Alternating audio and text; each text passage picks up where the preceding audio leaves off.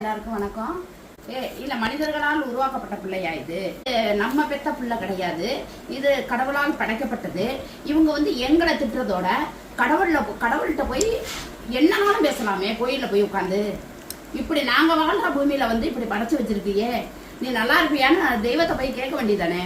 எங்களை வந்து சாக மாட்டேங்கிறோமா இவங்க நிறைய பேசுறாங்களாம், டெய்லி பேசுறாங்களாம். நாங்க டெய்லி இவ்வளோ பேசிக்கிட்டு தான் இருக்கிறேன், சாக மாட்டேங்கிறாங்களோ, சூடு சொரலங்கிறாங்களோ, எனக்கு மாணவக்க இல்லையா, மழுங்கையா, சொன்னாலும் நாங்க திருந்தவே மாட்டோமா, எவ்வளவு சொன்னாலும் நாங்க மழுங்கையா இருக்கிறோமா. இப்படியெல்லாம் ஒரு குடும்பத்தை வந்து பேசுறதுக்கு என்ன சட்டம் இருக்கு?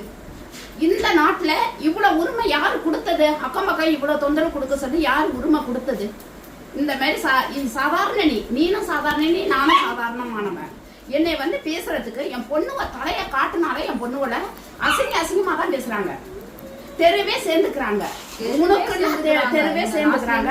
இந்த லாஸ்ட்ல இருந்து அந்த லாஸ்ட்ல இருந்து போன வச்சுக்கிட்டு இங்க இருந்து அங்க ஓடுறதா, இங்க இருந்து ஒன்னும் கூட நாங்க செய்ய மாட்டோம்.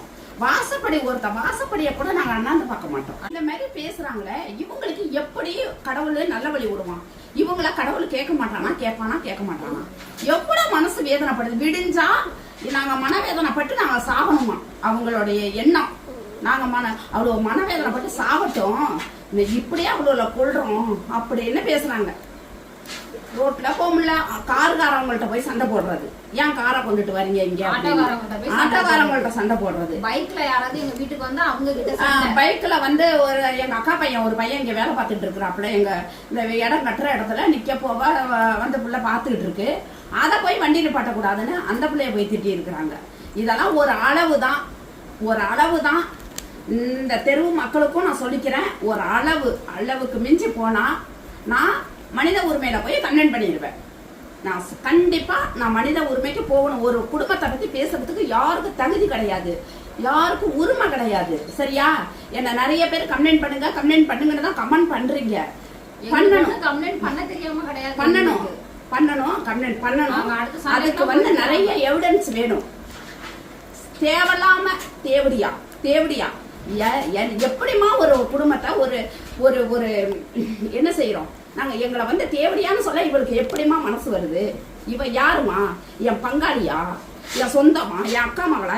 யாரோ எவரோமா? நாங்க யாரோ அவ யாரோ? எவ்வளவு பேச்சு. பிள்ளைங்க நைட்டு 9:30 மணிக்கு சாப்பாடு வைக்க போது அவ்வளவு திட்டுமா. பாதையை அடைக்கிறாங்கிறா, வேலி வைக்க போறேங்கிறா, செட்டை தூக்கிட்டு வந்து நடுப்புற வைக்க போறேங்கிறா. யாரு ரோடு யாருக்கு எழுதி கொடுத்துருக்காரு? கவர்மெண்ட் எனக்கு எழுதி கொடுத்துருக்கா? உனக்கு எழுதி கொடுத்துருக்கா? நாங்கள் அந்த ஷெட்டு போட்டிருக்கோன்னா அது வந்து இந்த வாயிலா ஜீவனா எடுத்து அங்கே குட்டி போட்டு அங்கே வைக்கிறது. அதுவும் இந்த தெருவில் உள்ள பிள்ளைங்கள தான் வைக்கிறோம். எங்கோட்ட திங்ஸ் அங்கே வந்து எதுவுமே கிடக்காது. ஃபுல் அண்ட் ஃபுல் அந்த வாயிலா ஜீவன்கள் ஆப்ரேஷன் பண்ணாலோ இல்லை ஏதாவது குட்டி போட்டாலோ கொண்டு வந்தால் அந்த தெரு பிள்ளைங்களை தான் கொண்டு வந்து வைக்கிறோம். அதுவுமே அது இப்போ நம்ம அந்த இடத்துக்கு போயாச்சுன்னா அதையுமே நம்ம காலி பண்ணிடுவோம். செட்டு ரோடு நான் எடுத்துடுறேன்.